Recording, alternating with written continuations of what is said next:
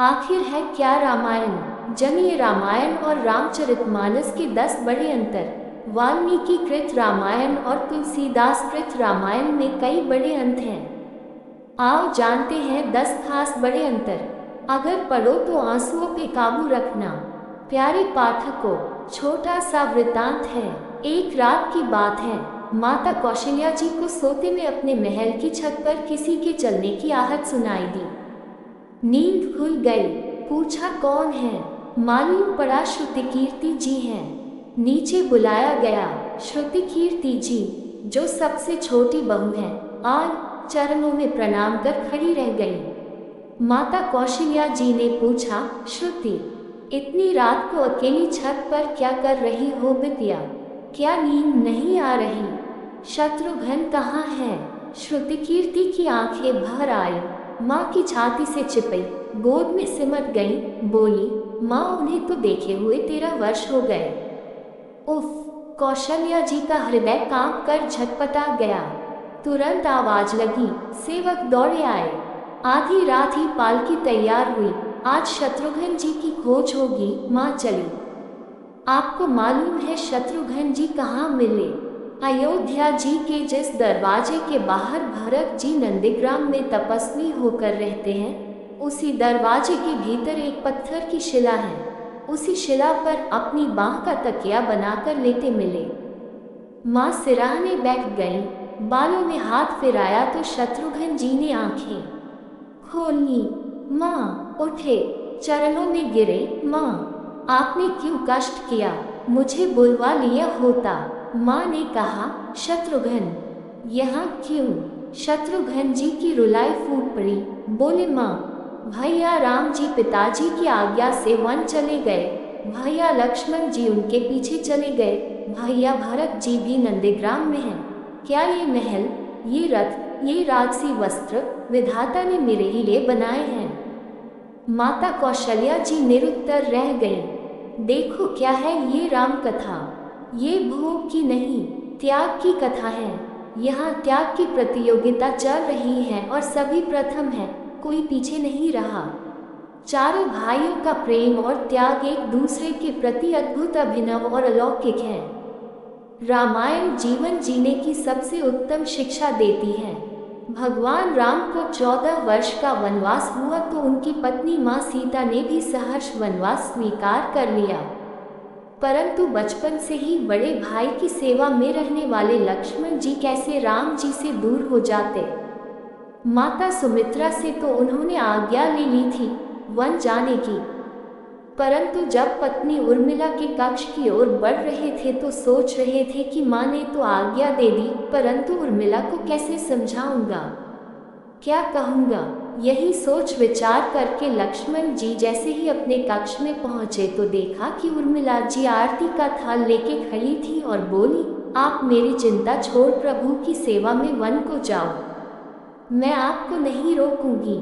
मेरे कारण आपकी सेवा में कोई बाधा न आए, इसलिए साथ जाने की जिद भी नहीं करूंगी। लक्ष्मण जी को कहने में संकोच हो रहा था, परंतु उनके कुछ कहने से पहले ही उर्मिला जी ने उन्हें संकोच से बाहर निकाल दिया। वास्तव में यही पत्नी का धर्म है। पति संकोच में पड़े उससे पहले ही पत्नी उसके मन की बात जानकर उसे संकोच से बाहर कर दे। लक्ष्मण जी चले गए, परंतु 14 वर्ष तक उर्मिला ने एक तपस्विनी की भांति कठोर तप किया। वन में भैया भाभी की सेवा में लक्ष्मण जी कभी सोए नहीं, परंतु उर्मिला ने भी अपने महलों के द्वार कभी बंद नहीं किए और सारी रात जाग जाग कर उस दीपक की लौ को बुझने नहीं दिया।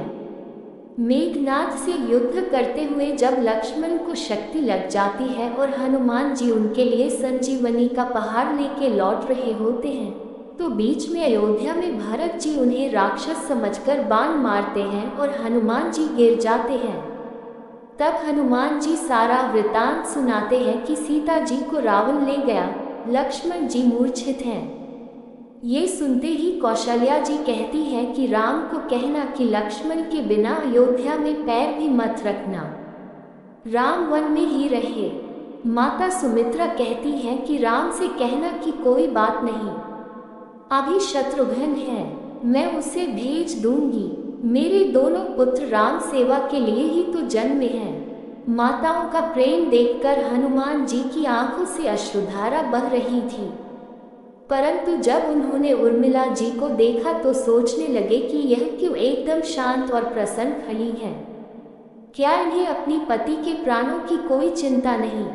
हनुमान जी पूछते हैं, देवी, आपकी प्रसन्नता का कारण क्या है?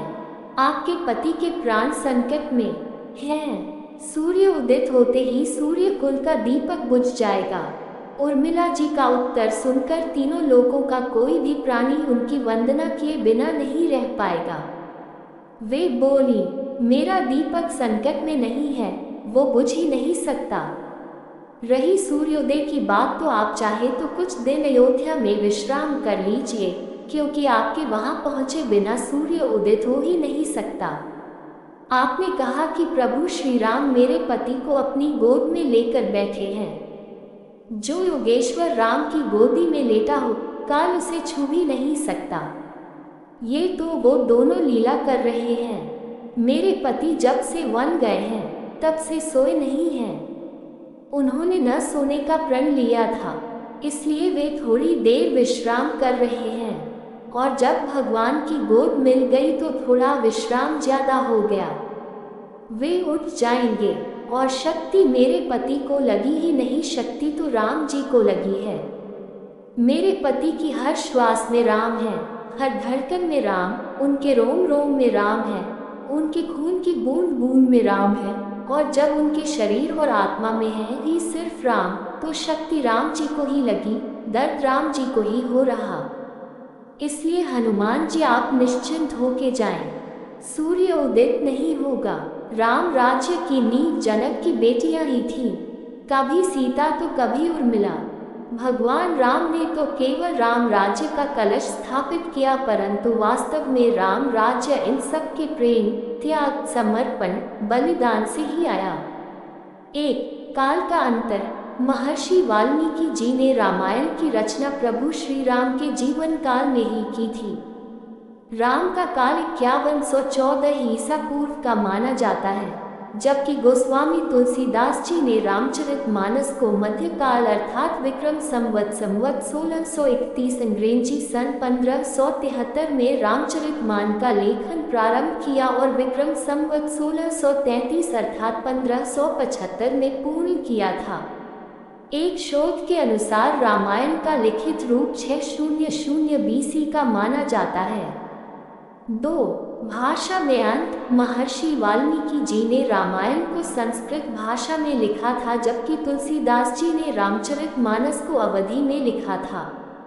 हालांकि रामचरितमानस की भाषा के बारे में विद्वान एकमत नहीं है। कोई इसे अवधी मानता है तो कोई भोजपुरी। कुछ लोग मानस की भाषा अवधी और भोजपुरी की मिलीजुली भाषा मानते हैं। मानस की भाषा बुंदेली मानने वालों की संख्या भी कम नहीं है। 3 कथा के आधार में अंतर। महर्षि वाल्मीकि जी ने श्री राम के जीवन को अपनी आंखों से देखा था।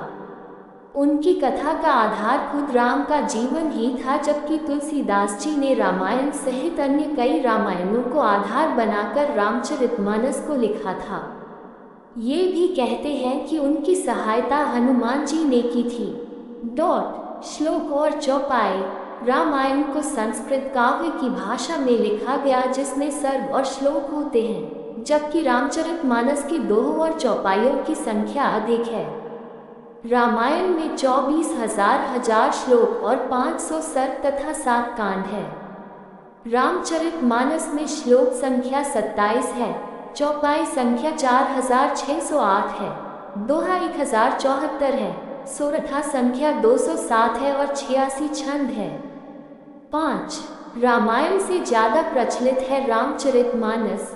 वर्तमान में वाल्मीकि कृत रामायण को पढ़ना और समझना कठिन है, क्योंकि उसकी भाषा संस्कृत है, जबकि रामचरितमानस को वर्तमान की आम बोलचाल की भाषा में लिखा गया है।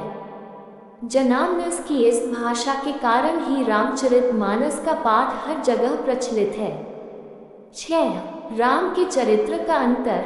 वाल्मीकि कृत रामायण में राम को एक साधारण लेकिन उत्तम पुरुष के रूप में चित्रित किया है, जबकि रामचरितमानस में पात्रों और घटनाओं का अलंकारिक चित्रण किया गया है। इस चरित्र चित्रण में तुलसीदास ने हिंदी भाषा के अनुप्रास अलंकार, श्रृंगार, शांत और वीर रस का प्रयोग मिलेगा। इसमें तुलसीदास जी ने भगवान राम के हर रूप का चित्रण किया गया है। रामचरितमानस में राम ही नहीं, रामायण के हर पात्र को महत्व दिया गया है। सभी के चरित्र का खुलासा हुआ है। तुलसीदास जी ने राम के चरित्र को एक महानायक और महाशक्ति के रूप में चित्रित किया। 7. घटनाओं में अंतर। वाल्मीकि कृत रामायण और गोस्वामी तुलसीदास कृत रामचरितमानस में घटनाओं में कुछ अंतर मिलेगा। जैसे श्री राम और सीता जनकपुरी में बाग में एक दूसरे को देखते हैं, तब सीता जी शिव जी से प्रार्थना करती हैं कि श्री राम से ही उनका विवाह हो। ये प्रसंग तुलसीकृत रामचरितमानस में है, वाल्मीकि रामायण में नहीं। धनुष प्रसंग भी तुलसीकृत रामचरितमानस में भिन्न मिलेगा। अंगद के पैर का नहीं हिलना, हनुमान जी का सीना चीरकर राम सीता का चित्र दिखाना, अहिरावण का प्रसंग ये तुलसीकृत रामचरितमानस में ही मिलेगा। वाल्मीकि रामायण में इंद्र के द्वारा भेजे गए मातली राम को बताते हैं कि रावण का वध कैसे करना है, जबकि तुलसीकृत रामचरितमानस में ये प्रसंग नहीं मिलता। रावण के वध के लिए हृदय में उस समय वार करना जब रावण अति पीड़ा से सीता जी के बारे में विचार न कर रहा हो, यह विभीषण द्वारा बताया जाना भी तुलसीकृत रामचरितमानस में है, जबकि रामायण में नहीं। वाल्मीकि रामायण में रावण इत्यादि की तप साधना के बारे में विस्तार से वर्णन है, जबकि तुलसीकृत रामायण में नहीं। विश्वामित्र द्वारा दशरथ से राम को राक्षसों के वध के लिए मानने का प्रसंग भी तुलसीकृत रामायण में भिन्न मिलेगा। विश्वामित्र जी से बला और अतिबला नामक विद्या की प्राप्ति का वर्णन भी तुलसीकृत रामायण में नहीं मिलेगा। तारका वध प्रसंग भी थोड़ा अलग है। कैकेयी द्वारा वरदान का वर्णन भी भिन्न मिलेगा। जब भरत श्री रामचंद्र जी को लेने वन में जाते हैं तो वहां राजा जनक भी पधारते हैं। जनक का उल्लेख तुलसीकृत रामायण में नहीं मिलेगा।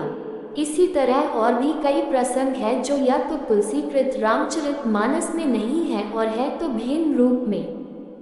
दरअसल गोस्वामी तुलसीदास जी ने रामचरितमानस को लिखने के पहले उत्तर और दक्षिण भारत की सभी रामायणों का अध्ययन किया था। उन्होंने रामचरितमानस में उसी प्रसंग को रखा जो कि महत्वपूर्ण थे। कहते हैं कि रामायण में जो वाल्मीकि नहीं लिख पाए, उन्होंने वह आध्यात्म रामायण में लिखी थी।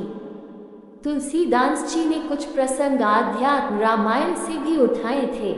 8. रामायण और रामचरितमानस का अर्थ। रामायण का अर्थ है राम का मंदिर, राम का घर, राम का आलय या राम का मार्ग, जबकि रामचरितमानस का अर्थ राम के रचित्र का सरोवर, राम के मन का सरोवर। रामचरितमानस को राम दर्शन भी कहते हैं। मंदिर में जाने के जो नियम है वही सरोवर में स्नान के नियम है। मंदिर जाने से भी पाप धुल जाते हैं और पवित्र सरोवर में स्नान करने से भी। 9. ऋषि और भक्त की लिखी रामायण। महर्षि वाल्मीकि प्रभु श्री राम के प्रशंसक जरूर थे, लेकिन वे भक्त तो भगवान शिव के थे। उन्होंने शिव की मदद से ही इस रामायण को लिखा था, जबकि तुलसीदास जी प्रभु श्री राम के अनन्य भक्त थे और उन्होंने स्वप्न में भगवान शिव के आदेश से राम भक्त हनुमान की मदद से रामचरितमानस को लिखा था। 10. कांड। रामचरितमानस में आखिरी से पहले कांड को लंका कांड कहा गया, जबकि रामायण में आखिरी से पहले कांड को युद्ध कांड कहा गया। कहते हैं कि उत्तरकांड को बाद में जोड़ा गया था। तो ये थी मेरी आज की जानकारी। मेरी जानकारी पसंद आई हो तो चैनल को सब्सक्राइब और वीडियो को लाइक करना ना भूलें। सुनने के लिए धन्यवाद। जय श्री राम।